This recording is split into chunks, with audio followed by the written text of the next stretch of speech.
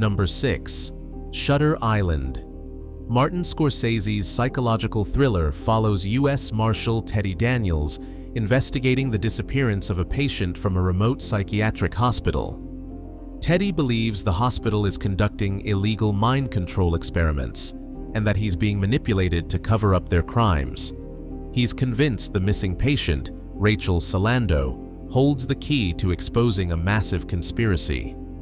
His investigation leads him deeper into the facility's dark secrets, culminating in a desperate attempt to reach a lighthouse where he believes the worst experiments take place. The crushing revelation comes when Teddy discovers he's not a marshal at all. He's Andrew Laetis, a patient who's been committed to the hospital for years. The missing patient, Rachel Salando, doesn't exist. She's a projection of his own fractured psyche, representing his wife, who drowned their 3 children before he killed her in a moment of devastating clarity. The entire investigation was an elaborate role-play therapy session designed by the hospital staff as a last-ditch effort to bring him back to reality. His partner, Chuck, is actually Dr. Sheehan, his psychiatrist, and every person he encountered was playing a role in this psychological intervention. The most heartbreaking aspect comes in the film's final moments, when Andrew briefly acknowledges the truth, only to slip back into his Teddy Daniels delusion. His final question, which would be worse, to live as a monster or to die as a good man, suggests he may be choosing the delusion because the reality is too painful to bear.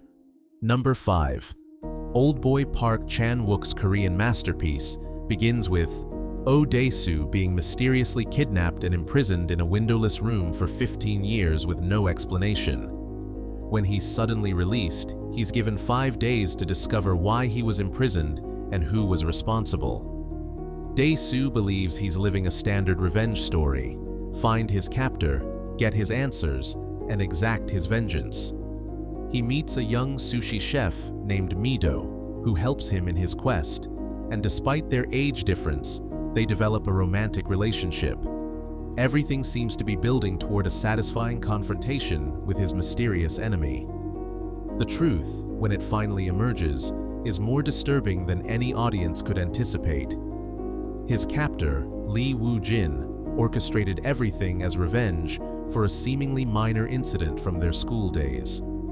Dae-soo had spread a rumor about Woo-jin having an incestuous relationship with his sister, which led to her suicide when they were discovered.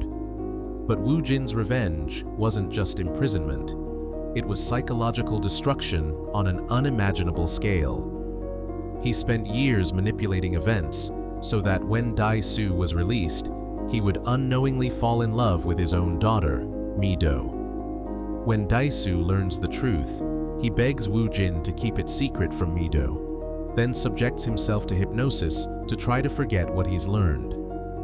The final scene leaves us wondering whether he's successfully buried the truth or if he'll forever live with the knowledge of what he's done. Number 4. The Prestige. Christopher Nolan's tale of dueling magicians begins when a tragic accident sparks a bitter rivalry between Robert Angier and Alfred Borden.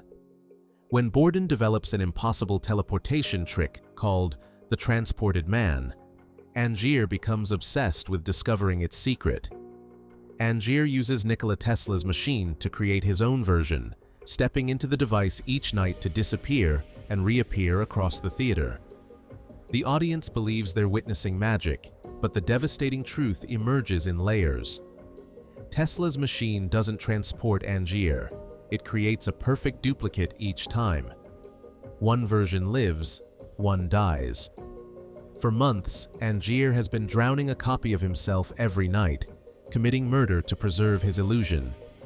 But Borden's secret is equally shocking. There is no Alfred Borden.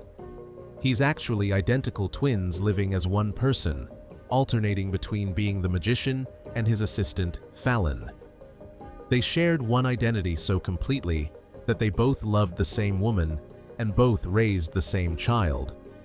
Both men achieved the impossible, but at costs no rational person would accept: serial self-murder and complete loss of individual identity. Number 3. Jacob's Ladder. Adrian Lyne's psychological horror follows Jacob Singer, a Vietnam veteran haunted by disturbing hallucinations in 1970s New York. Demons seem to be stalking him, reality keeps shifting, and he can't tell what's real anymore. Jacob believes he's being targeted because of military experiments involving drugs used on soldiers. As his visions intensify, he discovers that his unit received a drug called the Ladder, designed to increase combat aggression. The military conspiracy seems obvious. They're trying to silence him before he can expose this secret program. The devastating truth: Jacob never made it home from Vietnam. He's dying on the battlefield, succumbing to injuries from combat. Everything we've witnessed, his post-war life, his apartment, his relationships, has been the elaborate final fantasy of a dying brain processing death.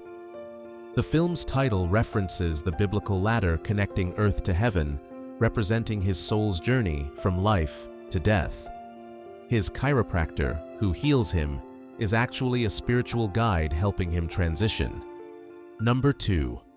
The Others. Alejandro Amenabar's Victorian ghost story follows Grace Stewart, living with her 2 children in a dark mansion.